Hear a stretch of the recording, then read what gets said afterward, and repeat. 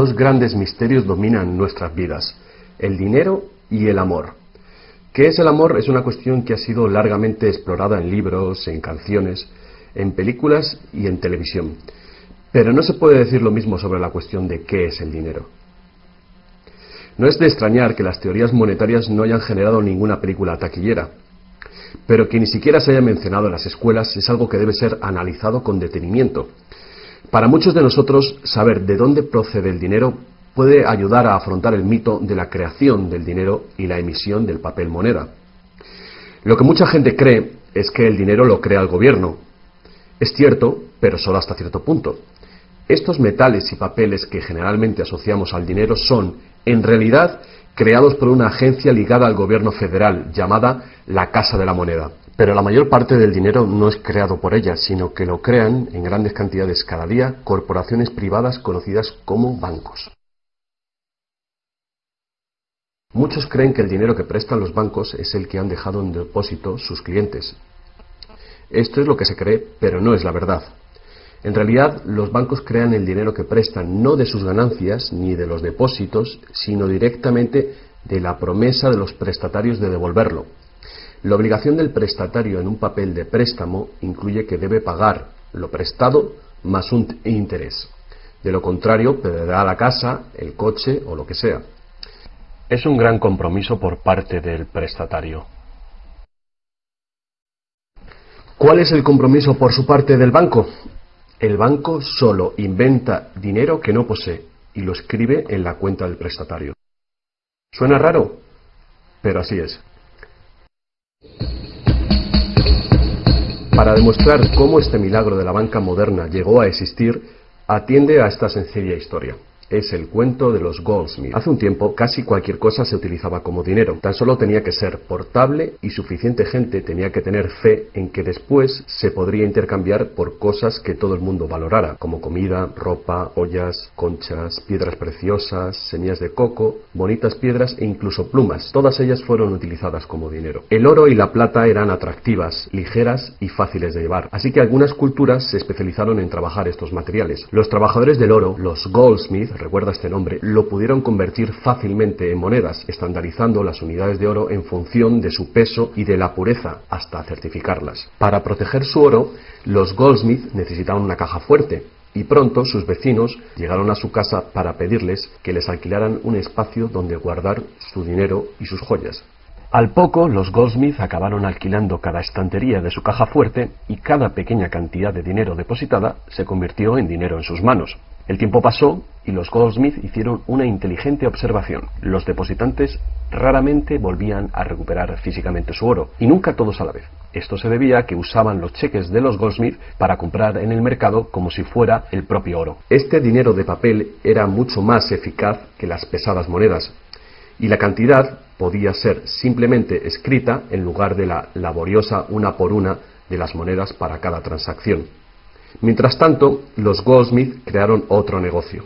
Prestaban su oro introduciendo un interés. Al tiempo que su papel moneda empezaba a ser aceptado, los prestatarios comenzaron a pedir sus préstamos en forma de estos cheques en lugar del metal. Su industria se expandió mientras más y más gente les pedía guardar su oro, lo que dio a los Goldsmith una idea todavía mejor. Sabía que muy pocos de sus depositantes sacaban su oro alguna vez, así que los Goldsmith pensaron que también podrían escribir más cheques ahora en función de los cheques del oro que habían dejado los depositantes en su cámara, además del oro de los depositantes que guardaban propiamente. Así, con tal de que devolviese el oro a los depositantes que lo desearan recuperar, nadie se daría cuenta del truco. Lo que no se sabe, no se siente. Y los Goldsmith, ahora más banqueros que artesanos, hicieron un mayor negocio del que podrían haber hecho prestando únicamente su propio dinero.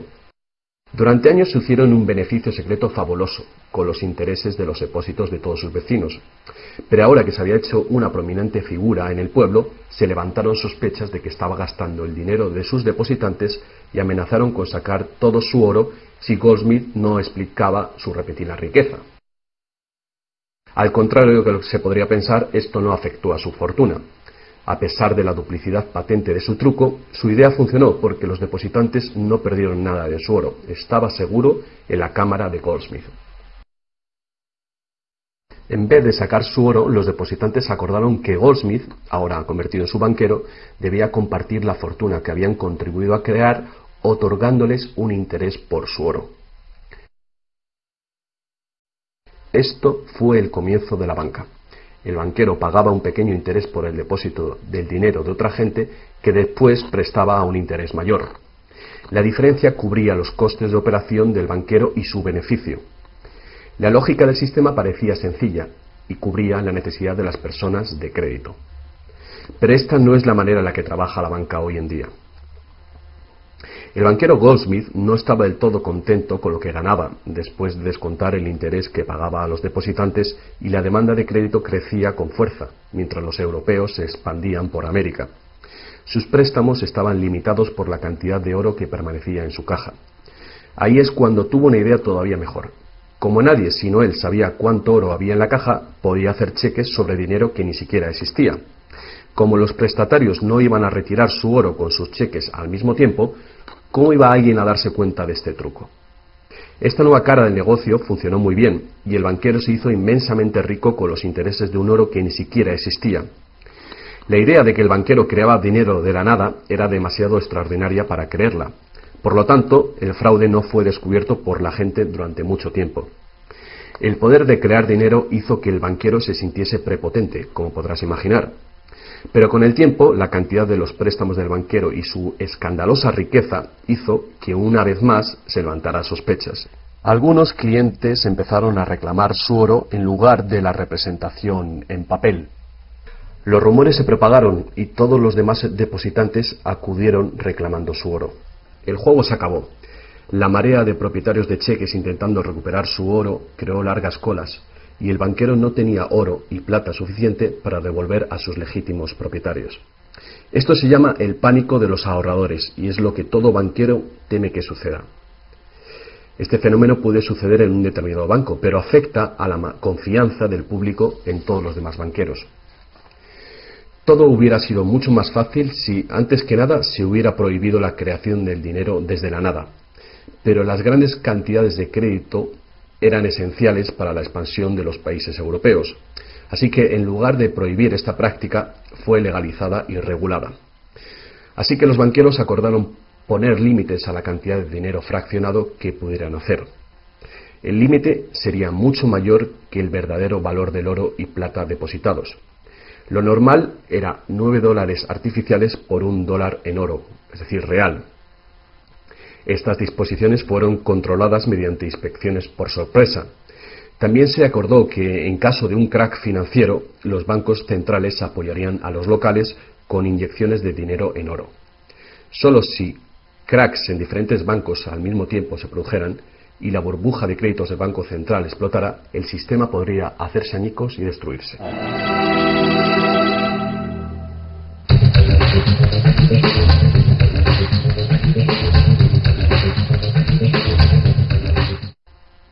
A lo largo de los años, el dinero fraccionado y su sistema integrado por un banco central regulador se ha convertido en el sistema bancario dirigente del mundo.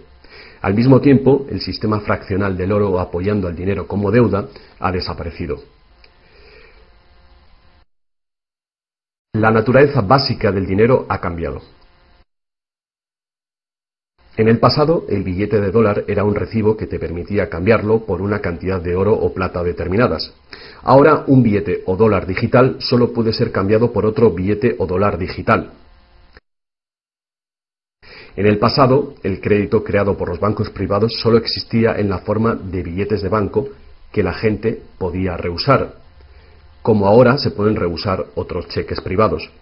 En el presente, el crédito creado por bancos privados está legalmente aprobado que se convierta por dinero de flujo legal, es decir, los dólares, euros o libras que usualmente creemos que es dinero. El dinero de confianza, es decir, el fiat money, es dinero creado por decreto del gobierno, y la ley afirma que el público debe aceptar este dinero para todo tipo de deudas, o si no, los tribunales no considerarán la obligación de pagar esa deuda. Así que ahora la cuestión es, si tanto los bancos como los gobiernos pueden crear dinero, entonces, ¿cuánto dinero existe? Antes, la cantidad total de dinero en existencia estaba limitada por la cantidad y cualidad física de esa cosa usada como dinero. Por ejemplo, para crear dinero en oro o en plata, se debía extraer una cierta cantidad de estos metales de las minas. En el presente, el dinero es literalmente creado como deuda. Se crea nuevo dinero cada vez que una persona toma un préstamo de un banco. Como resultado, el montante total del dinero que puede ser creado solo tiene un límite: el nivel total de la deuda.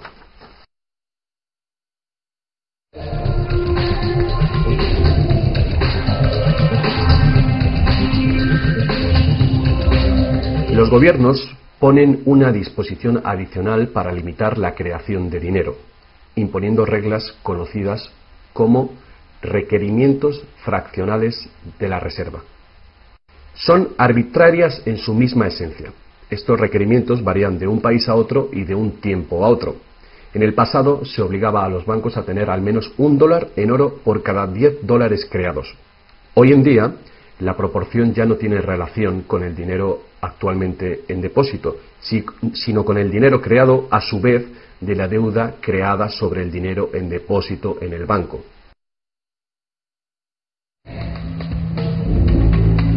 Actualmente, las reservas de un banco consisten de dos cosas: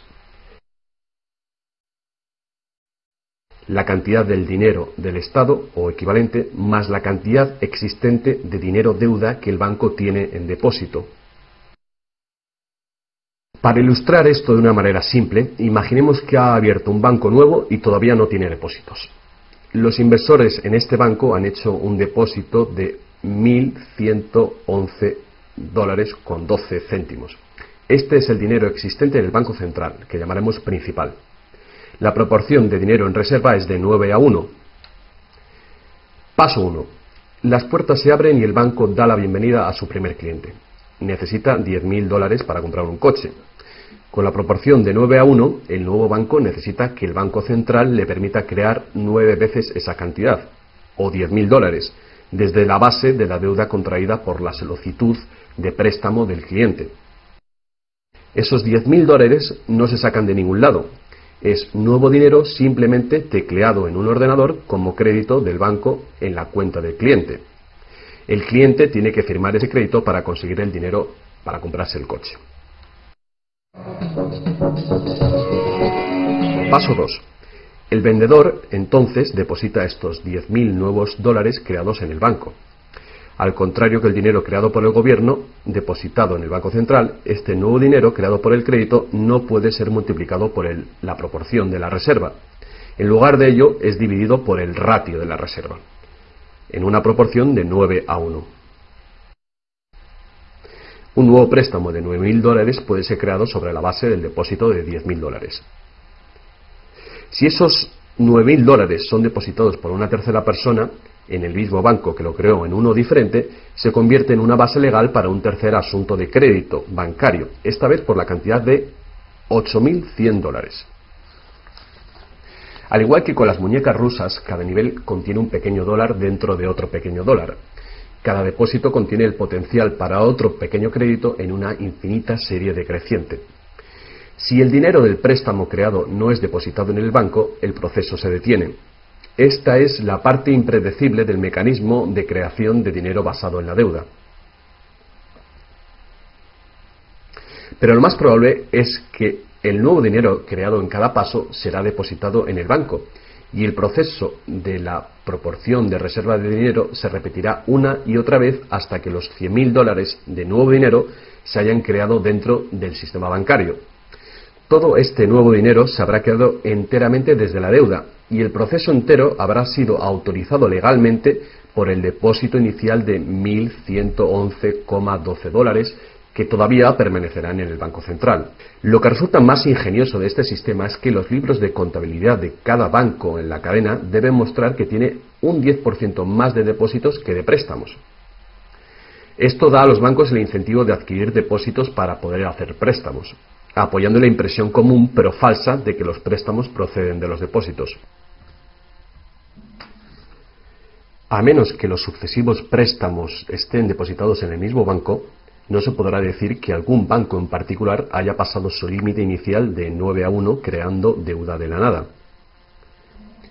De cualquier manera, el sistema bancario es un círculo cerrado. El crédito bancario que crea un banco se convierte en el depósito en otro y viceversa. En un hipotético mundo de perfectos intercambios, el efecto último sería exactamente el mismo que si todo el proceso tuviera lugar en un solo banco. Esto es, el depósito en reserva inicial de $1.111,12 permite recolectar intereses por valor de más de $100.000 que el banco nunca ha tenido.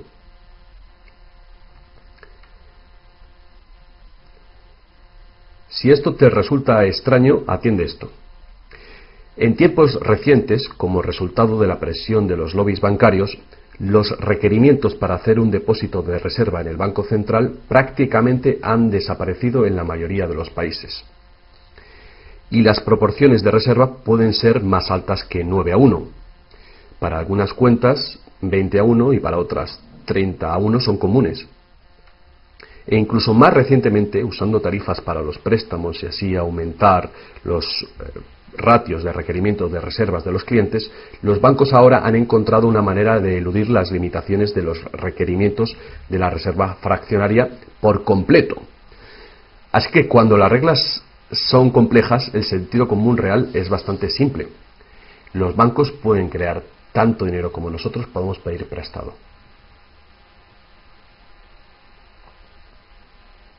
A pesar del interminable proceso de creación de dinero que hemos visto, tan solo alrededor de un 5% es el tipo de dinero creado por la Casa de la Moneda de entre todo el dinero que hay en circulación. Más del 95% de todo el dinero en el mercado hoy ha sido creado por alguien firmando una solicitud de endeudamiento con un banco. Y lo que es más, este dinero bancario de crédito es creado y destruido en grandes cantidades cada día, según se conceden nuevos préstamos y los viejos son pagados.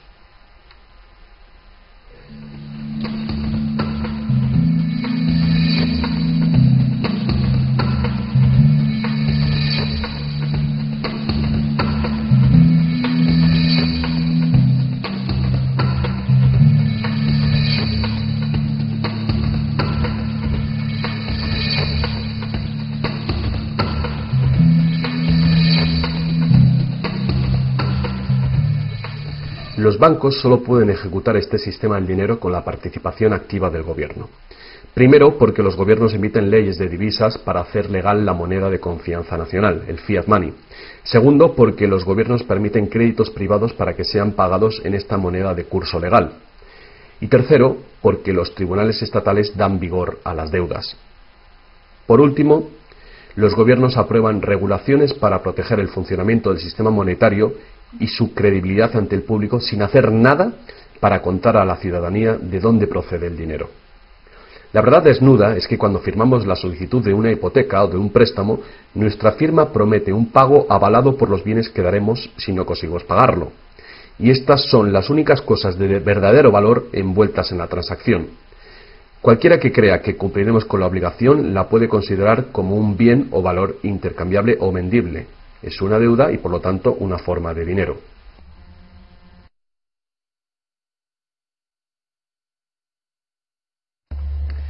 Es el dinero que el prestatario intercambia por lo que el banquero llama préstamo. Así que un préstamo en el mundo real quiere decir que el prestamista debe tener algo que prestar. Si tú necesitas un martillo, prestarte la promesa de un martillo que no existe no te va a servir para nada. Pero en el artificial mundo del dinero, un banco promete prestar un dinero que no tiene y se le permite que sea aceptado como dinero. Y nosotros lo aceptamos así.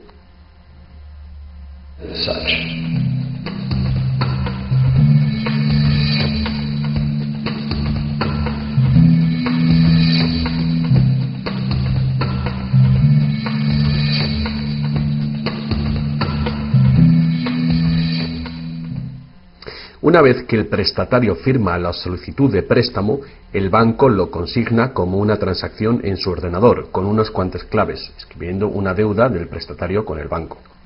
Desde el punto de vista del cliente, se convierte en un préstamo de dinero en su cuenta, porque el gobierno permite que esta deuda del banco con el cliente se convierta en dinero gubernamental de confianza, el fiat money, que todo el mundo tiene que aceptar como dinero.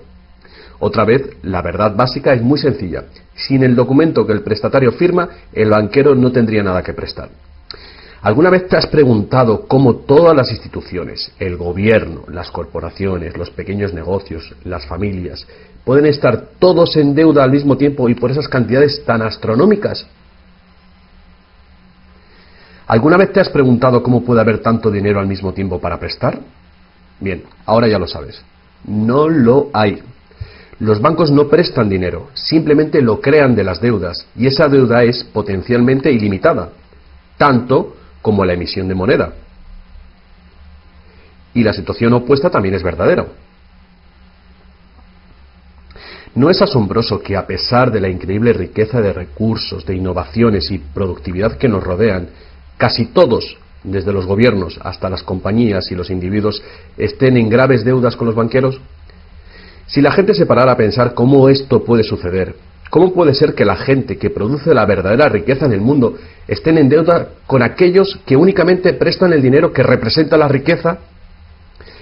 Todavía más alucinante es que una vez que te das cuenta de que el dinero en realidad es deuda, nos damos cuenta de que si no hubiera deuda, no habría dinero.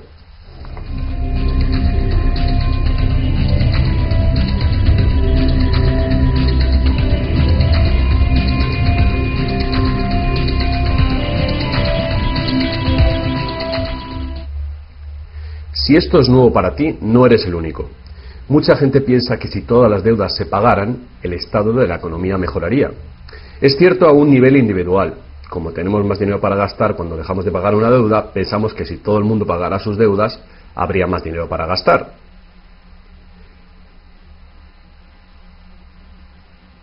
Pero la verdad es justamente la contraria. No habría dinero de ningún tipo. Así es.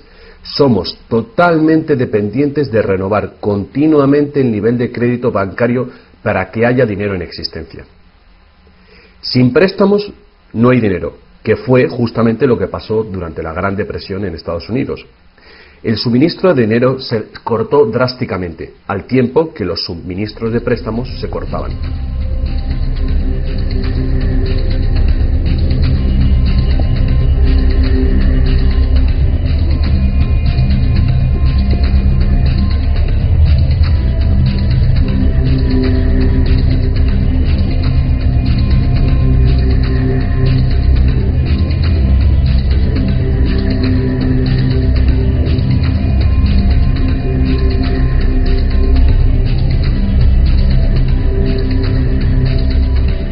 Pero eso no es todo. Los bancos solo crean la cantidad del dinero principal, no crean el dinero con el que pagar los intereses. ¿De dónde se supone que viene todo este dinero? El único lugar del cual los prestatarios pueden obtener el dinero para pagar los intereses es del total del dinero que hay en circulación. Pero resulta que casi todo ese dinero general ha sido creado de la misma manera. Es decir, como crédito bancario que tiene que ser pagado con más dinero de aquel con el que fue creado. Así que por todas partes hay prestatarios en la misma situación, intentando obtener el dinero para pagar tanto el dinero principal como el interés. Desde un fondo original, la piscina, que solo tiene el dinero principal, es claramente imposible para cada uno pagar el dinero principal más los intereses, porque el dinero del interés no existe. Esto se puede expresar con una simple ecuación matemática.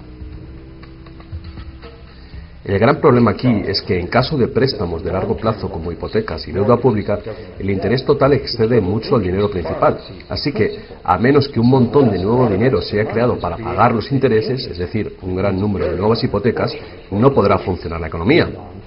Para mantener una sociedad que funcione, la proporción de cancelaciones de deudas tiene que ser baja.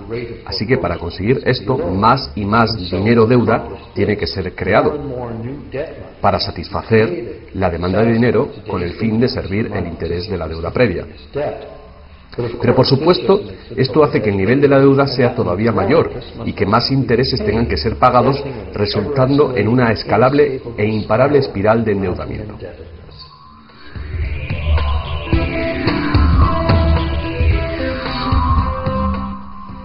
Tan solo el lapso de tiempo entre el dinero creado procedente de los nuevos préstamos y su devolución evita la bancarrota del sistema entero. De cualquier manera, el increíble monstruo del crédito que se hace más y más grande necesita que se cree más y más dinero de deuda para alimentar el sistema y cada vez se hace más urgente. ¿Por qué los intereses son tan bajos? ¿Pueden los intereses bajar más? ¿Por qué nos ofrecen insistentemente tarjetas de crédito en el correo? ¿Por qué el gobierno americano gasta más rápido que nunca? ¿Es posible que el sistema colapse por completo y con él el sistema monetario? Las personas racionales deben preguntarse, ¿se puede sostener esto indefinidamente? ¿No es inevitable el colapso?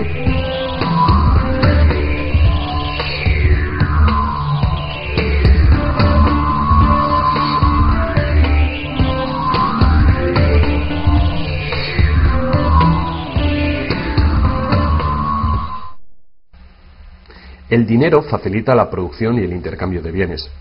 Cuando el suministro de dinero se incrementa, el dinero se convierte progresivamente en menos valioso, a menos que el volumen de intercambios y de suministro de dinero crezcan en la misma proporción. Hasta que nos damos cuenta de esto, cuando escuchamos que la economía crece a un 3% por año, creemos que lo hace en una constante regular, pero no es así. El 3% de este año representa un 3% más de intercambio de bienes y servicios que hace un año, porque es un 3% del nuevo total. En vez de una línea recta como imaginamos sobre las palabras, es una curva exponencial que es cada vez más inclinada. El problema, por supuesto, es que el crecimiento perpetuo de la economía real requiere un perpetuo y escalable uso de los recursos naturales. Más y más cosas tienen que ir desde los recursos naturales hasta los basureros cada año para evitar que el sistema colapse. ¿Qué podemos hacer ante esta terrorífica situación? Una cosa, necesitamos un nuevo concepto del dinero. Es tiempo de que más gente se pregunte a sí misma y a sus gobiernos 4 preguntas muy simples. A lo largo del mundo, los gobiernos piden prestado dinero con interés a los bancos privados. La deuda del gobierno es un componente principal dentro de la deuda total. El pago de esos intereses hace que el gobierno tenga que cargar a los ciudadanos con más impuestos. Ahora que sabemos que los bancos simplemente crean el dinero que prestan, que los gobiernos les han dado el permiso para hacerlo, la primera pregunta es, ¿por qué los gobiernos eligen pedir prestado a los bancos privados con interés cuando los propios gobiernos podían crear el dinero que necesitan sin ningún interés ellos mismos? Y la segunda gran cuestión es, ¿por qué se crea dinero como deuda? ¿Por qué no se crea dinero que circule permanentemente y que no tenga que ser represtado con intereses para existir? La tercera, ¿cómo puede un sistema monetario funcionar solamente con un crecimiento perpetuo y acelerado y poderse considerar una economía sostenible? ¿No es lógico que el crecimiento perpetuo y acelerado y la sostenibilidad sean incompatibles? Y finalmente, ¿qué es lo que hace que nuestro sistema económico sea tan dependiente del crecimiento perpetuo? ¿Qué es lo que necesitamos crear para que nuestra economía sea sostenible?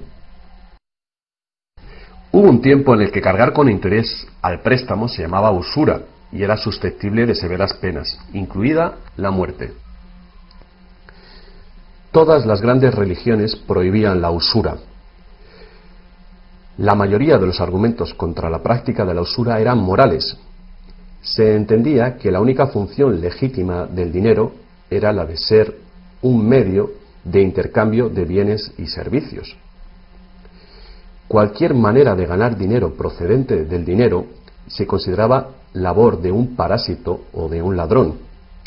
Sin embargo, al tiempo que aumentaban las necesidades de crédito en el comercio, el argumento moral cedió paso al razonamiento de que prestar representa riesgo y pérdida de oportunidad para quien presta, y por lo tanto, cobrar por este coste era justo. Hoy en día, estas ideas parecen triviales. Actualmente, la idea de ganar dinero del dinero se considera la mejor ocupación que hay. ¿Para qué trabajar si tu dinero puede trabajar por ti? Sin embargo, para tener un futuro sostenible, queda claro que el cobro de interés es un problema moral y práctico al mismo tiempo. Imagínate una sociedad y una economía capaces de perdurar siglos porque en lugar de acaparar sus reservas capitales de energía, se autorrestringiera según sus ingresos actuales. Ya no cosecharía más madera que crezca en el mismo periodo. Toda la energía sería renovable, solar, eólica, gravitatoria, magnética, y las demás que se descubran. La sociedad se sostendría dentro de los límites de sus recursos, ya que reutilizaría o reciclaría todo y la población se mantendría. Tal sociedad no podría existir si estuviera dependiente de un sistema monetario que a su vez depende del crecimiento acelerado perpetuo. Tal economía sostenible necesitaría un sistema monetario también capaz de sostenerse sin crecimiento. Digamos que todo el dinero en circulación se representa por este círculo.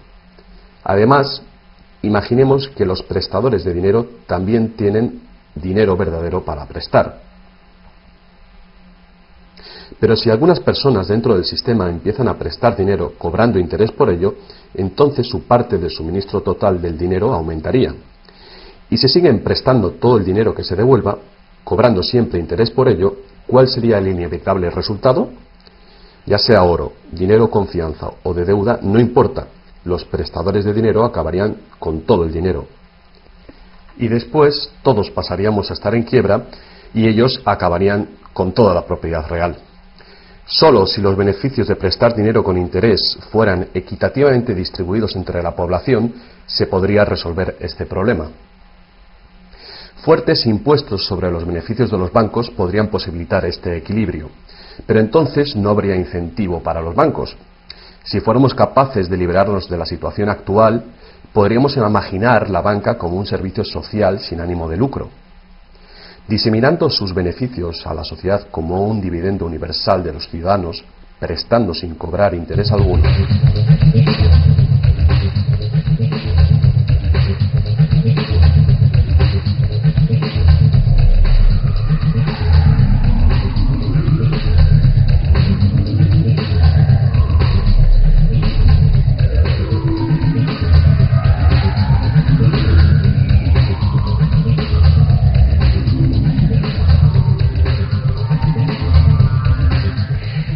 Si es la naturaleza fundamental del sistema lo que causa los problemas, correcciones al propio sistema jamás resolverán los problemas.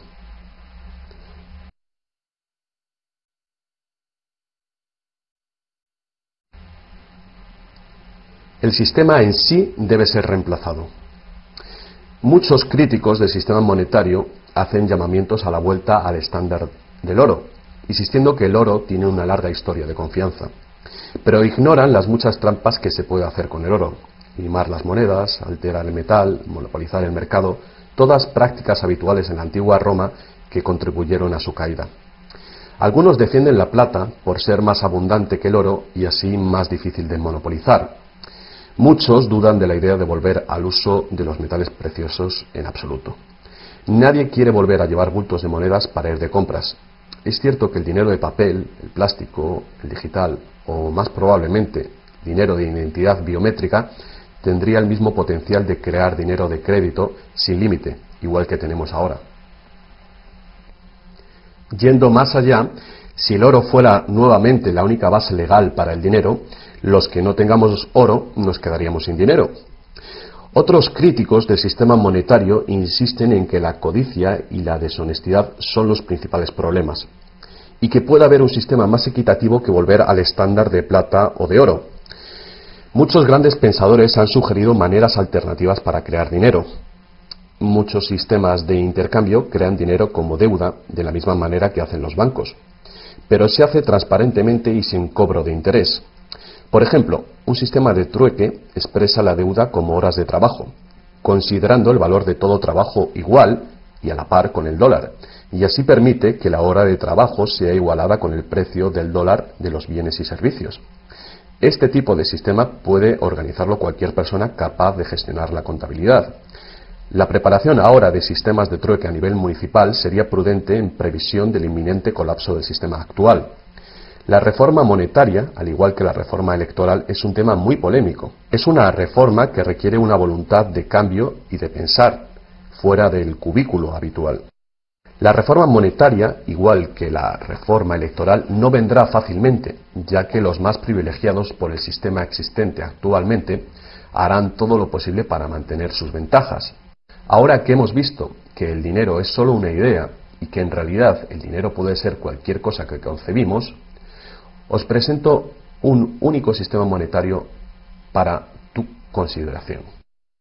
Este modelo está basado en sistemas que funcionaron bien en el pasado, sistemas en Inglaterra y en Estados Unidos que fueron destruidos por los banqueros Goldsmith con su sistema de reserva fraccional. Para crear una economía basada en dinero libre de interés, el dinero puede ser creado y gastado por el gobierno creando infraestructuras para la economía, tales como carreteras, puentes, ferrocarriles, puertos y mercados públicos. Este dinero no sería creado como deuda, sino como valor. Este valor serían las infraestructuras que pagaron con ello. Si este nuevo dinero proporciona más comercio, requiriendo su uso, no produciría inflación alguna. En el caso de que los gastos gubernamentales sí causaran devaluación o inflación, habría dos posibilidades para resolverlo. La inflación es equivalente a un impuesto plano sobre el dinero. No importa si el valor del dinero se devalúa en un 20% o si el gobierno nos quita con impuestos un 20%. El efecto en nuestro poder adquisitivo es el mismo. De esta manera, la inflación, en lugar de impuestos, podría ser políticamente aceptable con tal de que sea debidamente empleada. El gobierno podría contrarrestar la inflación recaudando impuestos y eliminando este dinero del mercado. Así reduciría el suministro de dinero y restauraría su valor. Para controlar la deflación, la caída de precios y sueldos, el gobierno sencillamente gastaría más dinero. Con la ausencia de la creación de dinero de deuda, el gobierno tendría más control del suministro del dinero del país y el público sabría a quién echar la culpa. Los gobiernos ascenderían y caerían según su capacidad para conservar el valor del dinero.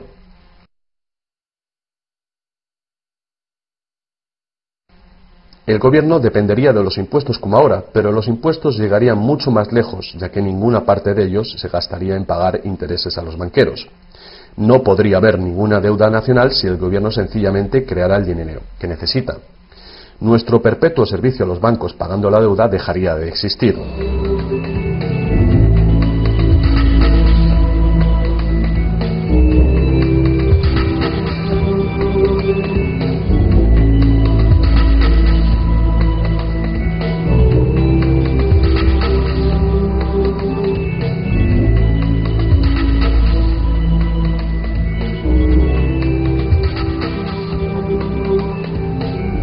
Lo que no nos han enseñado es que democracia y libertad son, de hecho, una forma ingeniosa de dictadura económica.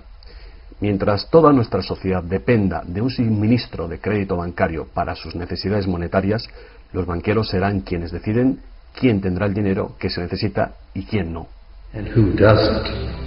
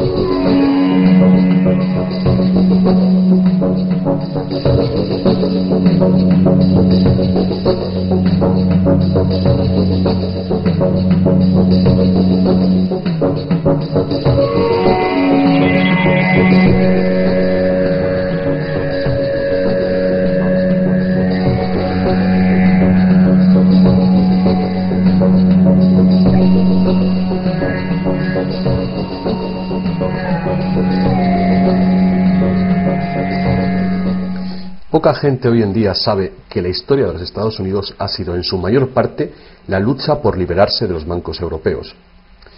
Esta lucha llegó a su fin en el año 1913, cuando el presidente Wilson ratificó el Acta de la Reserva Federal, permitiendo así al cártel de banqueros internacionales controlar el dinero de Estados Unidos.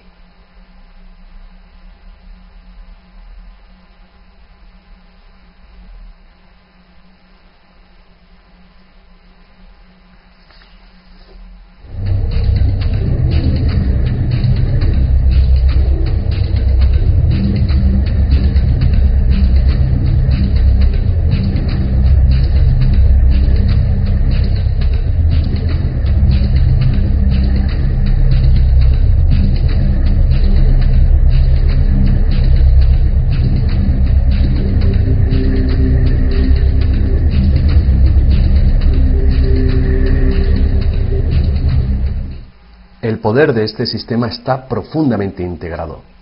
También lo está el silencio del tema entre los medios de información y en la educación. Hace años, un primer ministro canadiense hizo una encuesta entre centenares de personas, no economistas, especialistas altamente formados y personas de a pie. La encuesta reveló que ni un solo encuestado tenía un conocimiento preciso de cómo se crea el dinero. De hecho, descubrió que hasta los empleados bancarios ni siquiera habían contemplado alguna vez el asunto. ¿Y tú? Have you?